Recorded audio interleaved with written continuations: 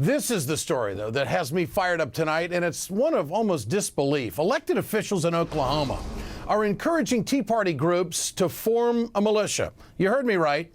Tea Party leaders and some conservative members of the Oklahoma legislature say that they would like to create a new volunteer militia to help defend against what they believe are improper federal infringements on state sovereignty.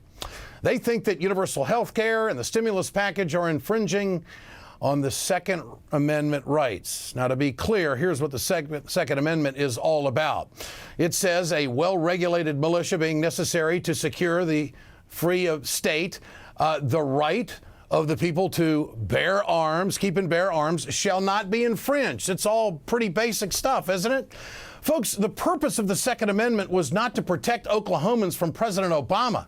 He's not a threat to the security of that state. But for some reason, this is not obvious to everyone, like Al Gerhardt, the Tea Party leader of something called the Oklahoma Constitutional Alliance. He writes, "Is it scary? It sure is. But when do the states stop rolling over for the federal government? Question mark. Scary is kind of an interesting word here, isn't it? The Tea Party protests they didn't stop health care, and so now they're turning to guns. Tea Party leader J.W. Berry of the Tulsa-based Oklahoma for Tea, well, he tried to push a state militia through his newsletter recently, and he writes, "Buy more guns, more bullets. It's not a far-right crazy plan or anything like that. This would be done with full cooperation of the state legislature." Now, folks, this is not to be overboard, but kind of Civil War talk, isn't it?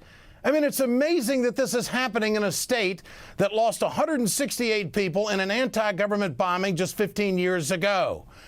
This has moved way beyond a fringe movement, in my opinion. Elected officials are feeding on this nonsense.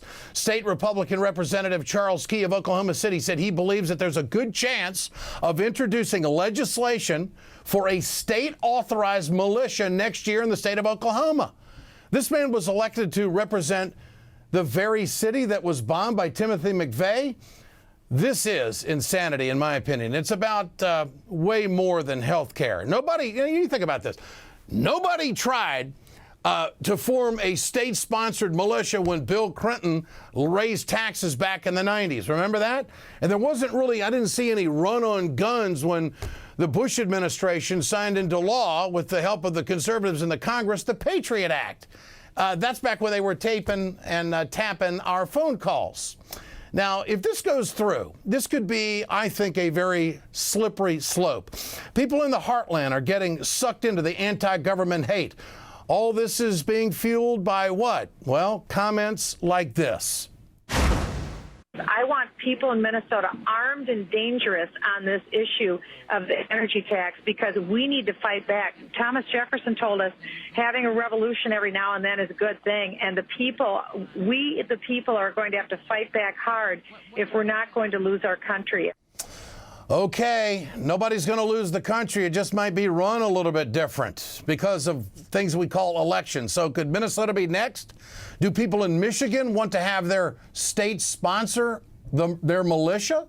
How about Montana or North Dakota? They might jump on board. You never know. They both have a history of anti-government groups. There is something else, I believe, in the Constitution. It has something to do with about the right to vote. Every couple of years, you can stage a peaceful revolution. Is this going too far? I think it is. And they got to reel it in. Tell me what you think at our telephone survey tonight. The number to dial is 1-877-ED-MSNBC. My question tonight is, do you believe the rise in militias in America will lead to violence? Press 1 for yes, press 2 for no. I'll bring you the results later on in the show. Now, joining me now is Oklahoma State Senator Randy Brogdon. He is also a Republican candidate for governor of the state of Oklahoma. Senator, good to have you with us tonight. I appreciate your time on this subject. Ed, thank you for inviting me to be on today. Yes, sir. Would you support a state militia, a state-authorized militia? Would you support that? Well, let me bring you a little civility to this conversation, first of all, and let you know what my comments were in this very large article written by the AP. I simply reaffirmed our Second Amendment rights. I made the statement that every one of us have the right to keep and bear arms. And there's a lot of people around this country that despise that thought, and they would love nothing more than to take those Second Amendment rights away from us. And so I believe it's important that we do have this quiet revolution, like you called for at the during your monologue, and call the people back to a practical application of our founding principles. I still believe in limited government. I still believe in personal responsibility and the expansion of freedom. That's what I'm calling for here in the state of Oklahoma. All right. Well, the Second Amendment rights is one thing, but an organized militia as authorized by the state legislature, would you support that? No, well, let me be very clear. The people that you named earlier in your monologue, you said that those were elected officials. Neither one of those are elected officials. And as a governor, I am not calling for a state militia. I am calling for the restoration of our founding principles. Okay, so you would not go along with the Tea Party. You're asking for Tea Party support as you run for governor, but you would not go along with what their leaders are calling for, which is a state authorized militia. Well, what you need to be aware of right here in the state of Oklahoma, back in 1941, our Oklahoma Constitution has already allowed for a state guard, and that is to complement our National Guard. You know as well as I that our National Guards around this country are deployed overseas, and they are leaving a lot of the states vulnerable. Here in Oklahoma, we have tornadoes, we have severe ice storms and things like that, and when our National Guard is gone, we are left vulnerable. And I understand all that, Senator, but this story came from the Tea Party. You're seeking their support. They want a state-sponsored, authorized militia that would be able to be in place against the federal government to protect state sovereignty. Now, I think you're going to have to be pretty clear on this. You're either going to support that to get their support, or you're not going to be in favor of it. This is so totally different from the Second Amendment rights. This is about bearing arms, an organized group that would be able to bear arms under state law against the federals. Well, here in the state of Oklahoma, we appreciate our Second Amendment rights. Okay, I get that. Now, what are people in Oklahoma afraid of? Is it the health care bill? Is it the stimulus package? Because that seems to be what has got the ire of the Tea Party supporters in your state. Yeah. Last April, when I announced for governor, this is before I think we even had the first Tea Party. They were just starting to rally for the cause. And Obamacare certainly was a catalyst for that.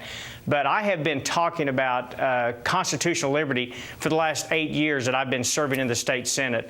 My message hasn't changed, and there have been a lot of people that are in the Tea Party, a lot of people in the 9/12 movement, a lot of people outside the Tea Party that just appreciate freedom and liberty and our constitutional rights. They are supporting us. The 9/12 movement throws the word revolution around a lot.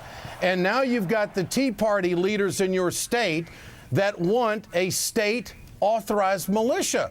Now, Senator, you got to be clear on this. You're either going to denounce this kind of bearing arms, which I think respectfully you're confusing the right to bear arms and the right to organize against the federal government because they passed a health care bill. Well, I'm not sure how you're applying the health care bill to the Second Amendment. I'm not catching, Ed, I'm not catching that. Well, a militia bears arms. That's what they do. This would be an organized group as would be sponsored and authorized by the state legislature in Oklahoma. And I guess, who would they bear arms against? The National Guard? Well, no. The State Patrol? Yeah, let me get back to the basics. Let me tell you what I'm calling for. What the Tea Party's calling for and what individuals may be calling for is not what I'm calling for. I am calling for the restoration of our constitutional liberties. This has worked for 234 years. My goal as the governor of this state is to protect the people here in the state of Oklahoma on the constitutional authority that will be given to me. All right. I will do you think we're hearing dangerous rhetoric in this country? We're hearing rhetoric from both sides of the aisle. Certainly, we're hearing We're hearing rhetoric from both sides of the aisle. We are also seeing unprecedented, unconstitutional acts being perpetrated on the citizens of this state from the halls of Congress. As the governor of this state, I will stand in the gap. I will not allow unconstitutional bills to be pushed down to the state of Oklahoma. Well, then it sounds like you would support a militia then. That's what it sounds like. Ed, what it sounds like is I will support the Constitution of the United States. Okay. The president is not. Many members of Congress are not supporting the Constitution. But the Constitution also says, Senator, that the President of the United States would be heading up that militia. So I think it sounds a little confusing to, I think, a lot of folks right now. I hope you be clear on this in the future, and I